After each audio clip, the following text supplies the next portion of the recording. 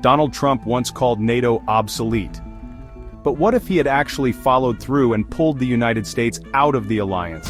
How would this reshape the balance of global power?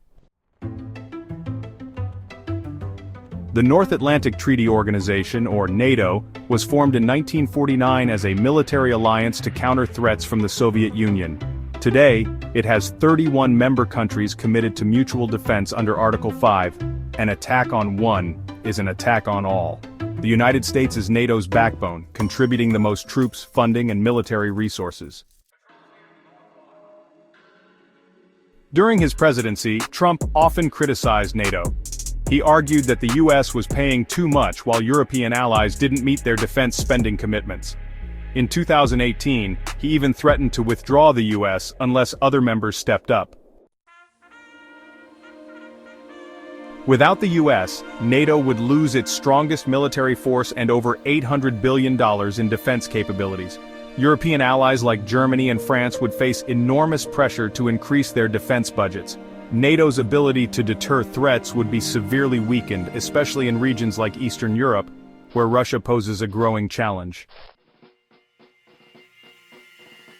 For Russia, a US exit from NATO would be a golden opportunity. Countries like Latvia, Lithuania, and Estonia, which rely on NATO for protection, could be at risk of Russian aggression. With NATO weakened, Moscow could expand its influence in Europe and beyond, tipping the global balance of power. For the US, leaving NATO might save money in the short term, but it would come at a cost. America would lose strategic military bases in Europe and its influence over allied nations.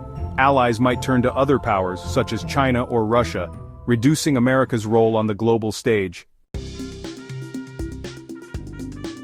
In the absence of the US, NATO might evolve into a European-led alliance, but it would take years to rebuild its strength. In the meantime, global security risks would rise.